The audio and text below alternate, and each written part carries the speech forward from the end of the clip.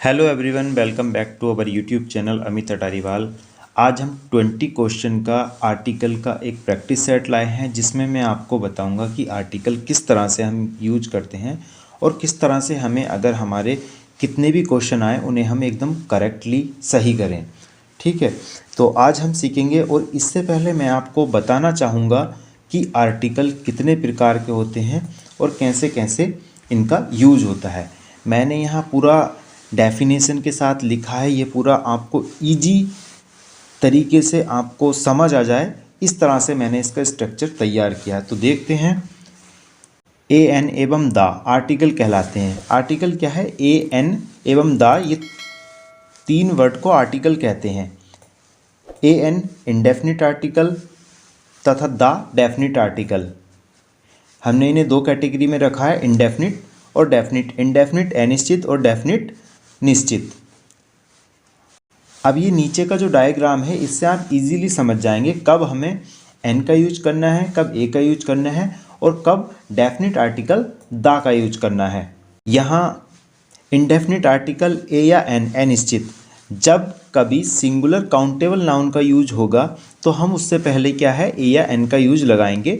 अब कैसे लगाएंगे? अगर उसका पहला वर्ड बोबिल है, जैसे यहाँ ऑरेंज है, ठीक है, यहाँ ऑरेंज है, बोबिल है, तो एन लगाया है, this is an orange. Okay.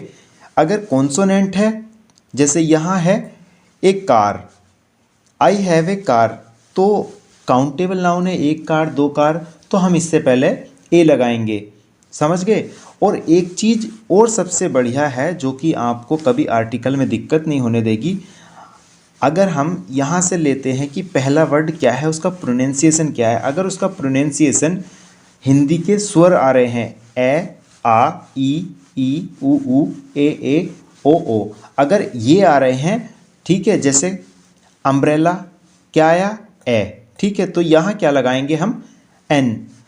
अब बोबिल तो है, ठीक है, बोबिल होने के बावजूद यूनियन में यू आ रहा है इसका प्रोनाउंसिएशन, तो क्या है, हमें यहाँ ए लगाना होगा। यहाँ सब उच्चारण के ऊपर डिपेंड है और आगे मैं प्रैक्टिस जब कराऊंगा मैं उसमें आपको और अच्छे से समझा दूंगा। और डेफिनेट आर्टिकल जो द है वो आप समझ गए होंगे, वो तभी यूज होगा जब किसी निश्चित चीज़ के बारे में बात हो रही हो।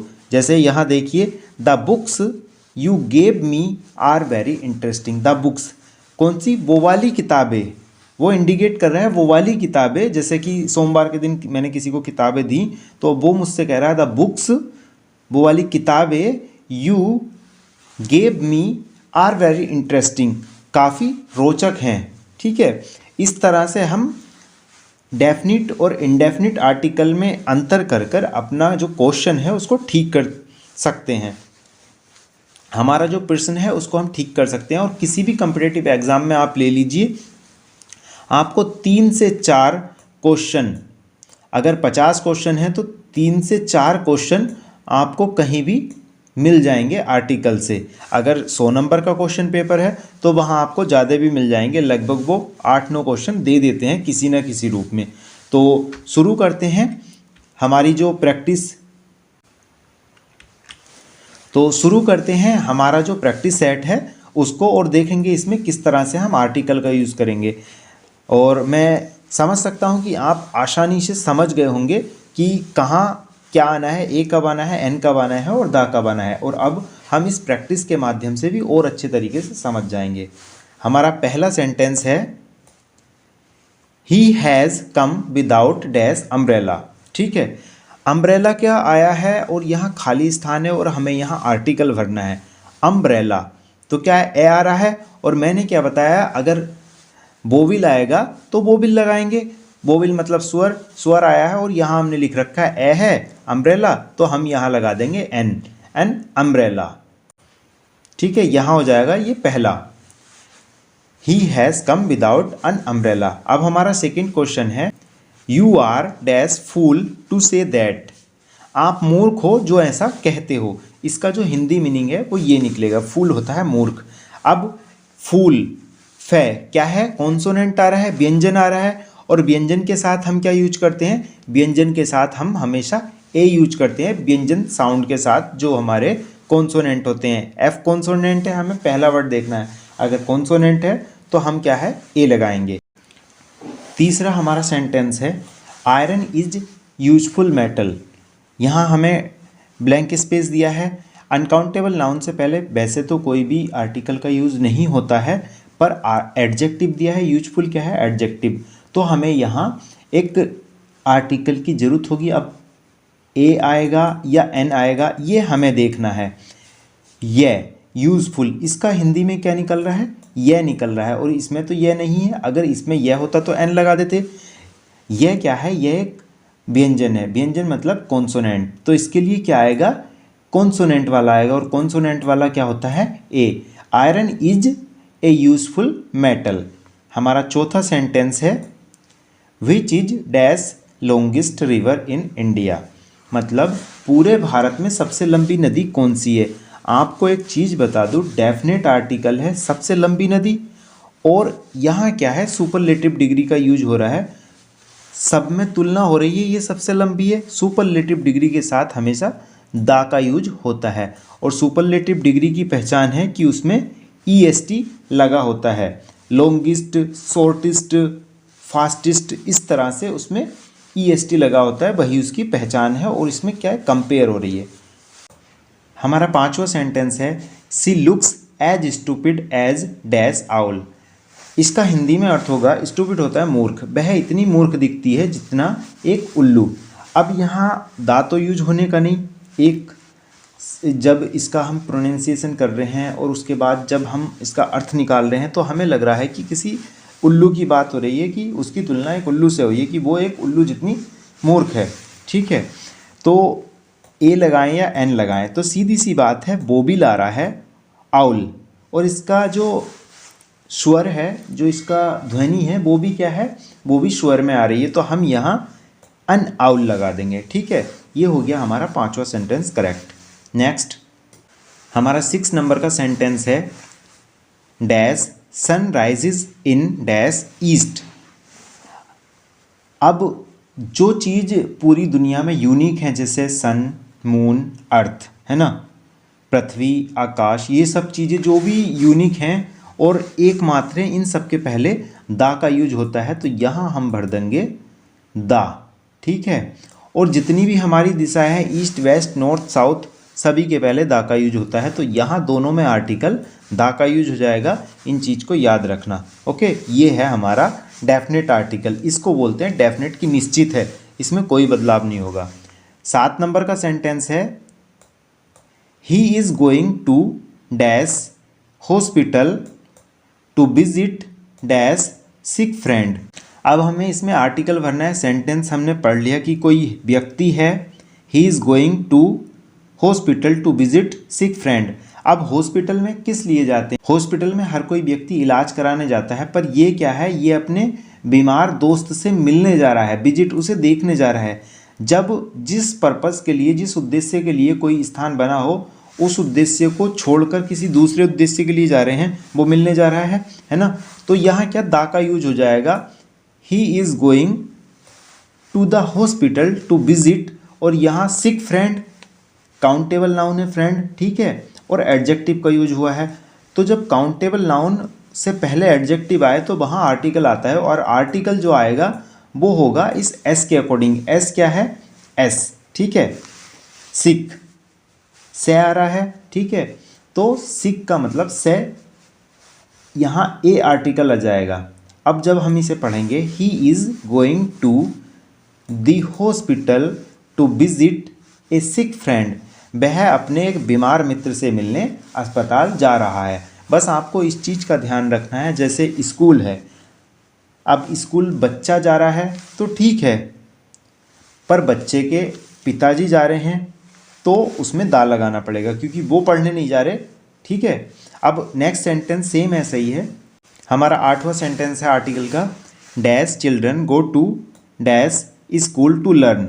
ठीक है, अब बच्चे स्कूल जा रहे हैं और शिक्षा लेने जा रहे हैं, है ना, तो यहाँ तो कोई आर्टिकल आना नहीं है। ठीक है, अब एक बच्चा होता तो ए चाइल्ड चल जाता, यहाँ खूब सारे बच्चे हैं, यहाँ भी कोई भी आर्टिकल नहीं आएगा। कौन बच्चे हैं कुछ नहीं पता, यहाँ कोई भी निश्चित नहीं है, तो यहाँ डेफिनेट आर्टिकल भी नहीं लगाएंगे। ए या एन का तो यूज होना नहीं है क्योंकि प्लूरल है। डेफिनेट आर्टिकल भी नहीं लगा सकते, तो यहाँ आ जाएगा नो आर्टिकल, क्योंकि यहाँ पता ही नहीं चल रहा कितने बच्चे हैं, ठीक है, और कौन से बच्चे हैं। 90 नंबर का सेंटेंस है what dash beautiful seen this is. क्या सुंदर नज़ारा है, इसका जो हिंदी में अर्थ होगा सीन नज़ारा या दृश्य, क्या सुंदर दृश्य है। अब यहाँ अनकाउंटेबल नाउन यूज हुआ है, ठीक है, अब्स्ट्रैक्ट नाउन भाववाचक, और ये एडजेक्टिव यूज हुआ है। अब हमें यहाँ आर्टिकल देना है। आर्टिकल हम उसी तरीके से देंगे कि ब्यूटीफुल, ब्यूटीफुल क्या है, कॉन्सोनेंट है वी, ठीक है, सीधी सी बात है, ए ठाके लगा दीजिए। ओके, 10 नंबर का सेंटेंस है हमारा she was killed in dash accident, ठीक है, वह एक हादसे में मारी गई। अगर वह एक हादसे में मारी गई, she was killed in an accident, ठीक है, तो हम एन लगा देंगे।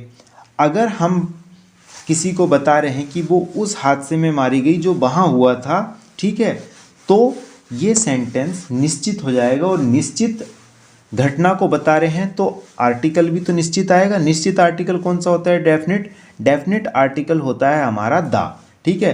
तो यहाँ परिस्थिति के अनुसार आप कोई सा भी लगा सकते हैं, पर जिसके बारे में बात कर रहे हैं वो परिचित होगा, ठीक है।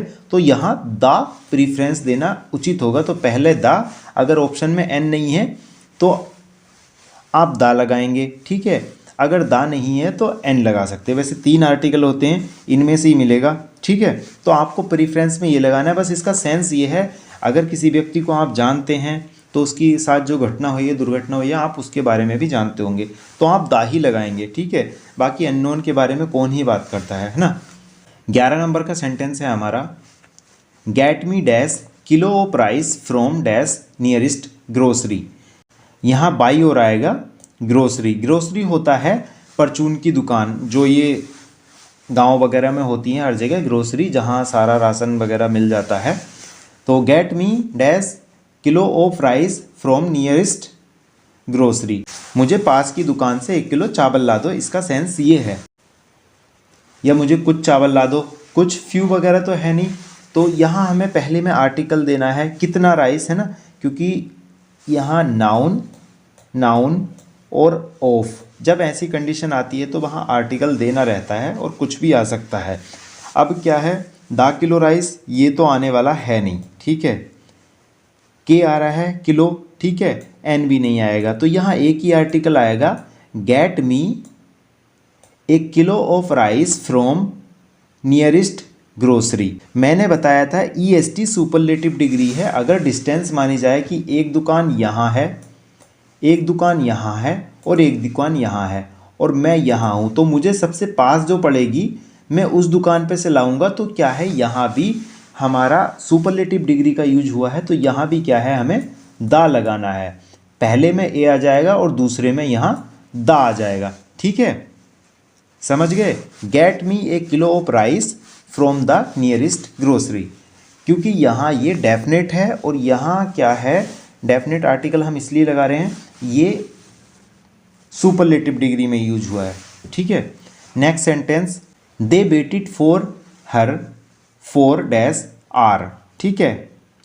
अब आर से पहले आप जानते हैं ए भी यूज नहीं होता, दा भी यूज नहीं होता, क्या यूज होता है, an. They waited for her for an hour, उन्होंने उसका 1 घंटे तक इंतज़ार किया। फॉर हाफ एन आवर, आधा घंटे तक इंतज़ार किया। इस तरह से हम लगाते हैं, तो जहाँ भी आर आए, ठीक है, वहाँ हमें ये ही लगाना है, वहाँ हमें एन ही लगाना है। हमारा नेक्स्ट सेंटेंस है 13 नंबर का, dash moon is shining in dash sky. अब ये सेंटेंस उसी की तरह है जो पहले आया था, सन मून स्काई वाला। तो ये डेफिनेट हैं, यूनिक हैं, एकमात्र हैं, तो इनके पहले सबके दा का यूज होगा। तो यहाँ भी दा आ जाएगा और हमारा यहाँ भी दा ही आ जाएगा। The moon is shining in the sky, जो हमारा चंद्रमा है वो आकाश में चमक रहा है। शाइनिंग होता है चमकना। 14 नंबर का सेंटेंस है, डैश गंगा इज सेकड रिवर, ठीक है। यहाँ 2 आर्टिकल आएंगे, अब कौन कौन से आएंगे वो हमें देखना है। जितनी भी हमारी नदियाँ हैं वो काउंटेबल हैं, ठीक है। पहला तो क्या है, गंगा एक नाम है और स्पेशल है, ठीक है। और दूसरी चीज़, गंगा के जैसी कोई है नहीं, ठीक है। और उसका धार्मिक महत्व भी है हमारे हिंदू धर्म में। तो यहाँ क्या है, हम यहाँ एक डेफिनेट आर्टिकल है द गंगा, यहाँ दा आ जाएगा पहले में। और दूसरा क्या है, ये कैसी नदी है, एक पवित्र नदी है, सेक्रेड होता है पवित्र, ये गिनी जा सकती है। मैंने बताया है एडजेक्टिव के बाद नाउन का यूज हो तो उससे पहले हमें आर्टिकल लगाना है। कैसे लगाएंगे, सेक्रेड से आ रहा है तो हम यहाँ ए लगाएंगे, ठीक है। तो अब इसका अर्थ क्या होगा, the Ganga is a sacred river, Ganga जो है एक पवित्र नदी है, ठीक है। नेक्स्ट सेंटेंस है हमारा 15 नंबर का, dash French defeated dash Germans. जो फ्रेंच लोग थे उन्होंने क्या, जर्मन सैनिकों को हरा दिया, या जर्मन के जो लोग थे उन्हें हराया, ठीक है। ये वर्ल्ड वार के समय का है। पर एक चीज़ मैं बता दूं, अगर कहीं लिख रहा है इंग्लिश, ठीक, अगर इंग्लिश लिख रहा है तो उसका मतलब है वो कोई भाषा है, ठीक है। अगर इंग्लिश अंग्रेजी भाषा, अगर इसके पहले अगर कहीं दा लिख रहा है तो इसका मतलब है अंग्रेज। अब यहाँ क्या है, फ्रेंच, कौन फ्रेंच, क्या फ्रेंच, फ्रेंच भाषा या कुछ खाने की डिश, कुछ नहीं पता चल रहा। पर अगर मैं यहाँ दा फ्रेंच कर देता हूँ, दा फ्रेंच करने से जो फ्रेंच के लोग हैं, फ्रेंच के लोगों ने डिफीटेड हराया द जर्मन्स, जर्मन के लोगों को। तो यहाँ क्या है, हमारा सेंस पूरा क्लियर हो जाता है।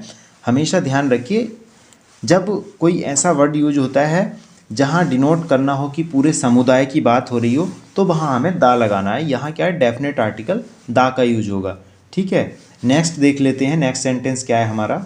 16 नंबर का हमारा सेंटेंस है, Kashmir is dash Switzerland of India.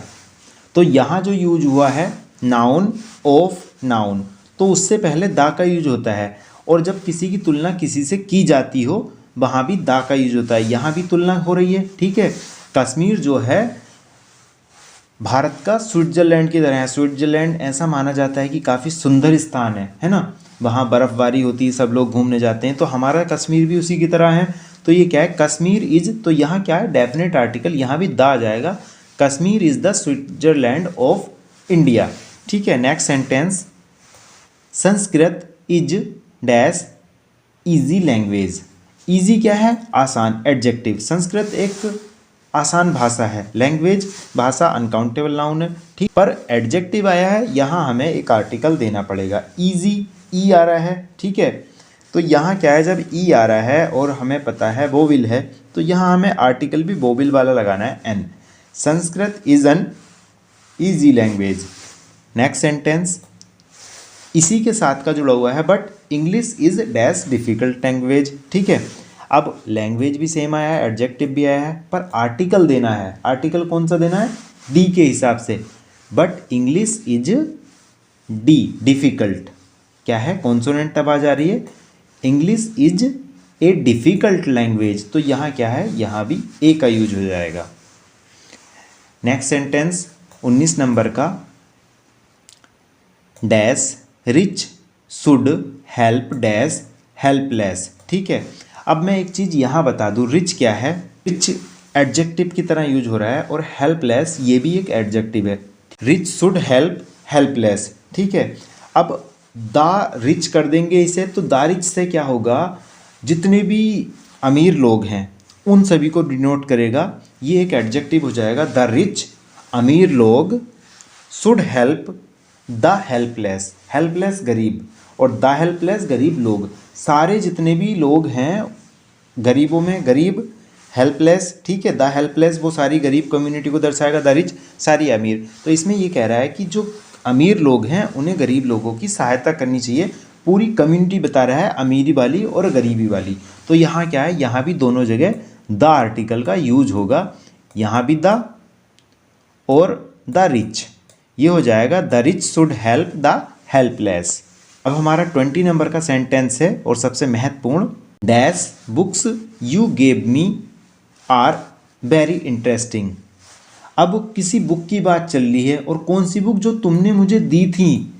The books क्योंकि जब डेफिनेट चीज़ होता है, डेफिनेट यहीं पता चलता है। कौन सी? अरे वो वाली किताबें, द बुक्स, वो वाली किताबें यू गेव मी, आपने मुझे दी थी, आर वेरी इंटरेस्टिंग, काफ़ी रोचक हैं या काफ़ी अच्छी हैं। तो इस चीज़ से हमें पता चलता है कि कहाँ द आना है, कहाँ एन आना है और कहाँ ए आना है। ये क्या था आपका 20 नंबर का क्वेश्चन जो था, इसमें आपको डेफिनेट आर्टिकल के बारे में आप समझ गए होंगे कि कैसे लगाना है। एक घटना को वो याद दिला रहे हैं कि उस समय आपने बुकें दी थी, वो वाली बुकें जैसे स्टेशन पे दी हो, कहीं दी हो, वो बुकें काफ़ी इंटरेस्टिंग थी। तो क्या है, डेफिनेट है, वो बता रहे हैं कि हाँ भाई उस समय और उस दिन। तो हम क्या है, ऐसी कंडीशन में दा का यूज करते हैं। तो आशा करता हूँ आप समझ गए होंगे। काफ़ी सारी चीज़ें मैंने इसमें बताई हैं और एकदम बेसिक से लेके चला हूँ। इसी तरह की वीडियो हम रोज़ाना लाते रहते हैं। आशा करता हूँ कि आपको वीडियो अच्छी लगी होगी। लाइक करना और सब्सक्राइब करना हमारे चैनल को अमित अटारीवाल। और रोज़ाना हम सुबह 6 बजे एक इंग्लिश रीडिंग प्रैक्टिस और कॉम्पिटिटिव लेवल की एग्ज़ाम की हम वीडियो लाते हैं। हम एकदम ग्राउंड लेवल की भी वीडियो लाते हैं। आप हमारे चैनल को सब्सक्राइब। आशा करता हूँ आपको ये वीडियो अच्छी लगी होगी। हम इसी तरह की वीडियो रोज़ाना लाते रहते हैं। तो सब्सक्राइब कीजिए अमित अटारीवाल चैनल को और साथ ही बेल आइकन भी दबा लेना, क्योंकि मैं जो भी वीडियो डालूंगा उसका नोटिफिकेशन आपको एकदम मिल जाएगा। हम रोज़ाना सुबह 6 बजे एक वीडियो लाते हैं जिसमें हम इंग्लिश रीडिंग और उसका प्रोनाउंसिएशन, हिंदी में मीनिंग, और एक सीरीज़ हम चला रहे हैं अब इंग्लिश प्रोनाउंसिएशन की, जिससे कि मैं आपका प्रोनाउंसिएशन इम्प्रूव कर पाऊँ और आपके माइंड में एक वर्ड कई बार जब आएगा तो आपको उसका बाद में अर्थ भी याद हो जाएगा। मेन क्या है, आप वर्ड भूल जाते हैं तो उसका अर्थ भी नहीं याद रहता। तो आप हमारे साथ जुड़े रहिए, हम रोज़ाना इसी तरह की वीडियो लाते रहते हैं। Thanks for watching this video, have a nice day. और आपका एक सब्सक्राइब और शेयर हमारे लिए काफ़ी ज़्यादा महत्वपूर्ण है। आप हमें कमेंट सेक्शन में अपनी राय ज़रूर बताएं, कैसा आपको वीडियो लगी। अगर आपको कोई इम्प्रूवमेंट चाहिए तो उसके बारे में भी बताएं, मैं उसके ऊपर इम्प्लीमेंट करूँगा। Thanks for watching this video. Have a nice day.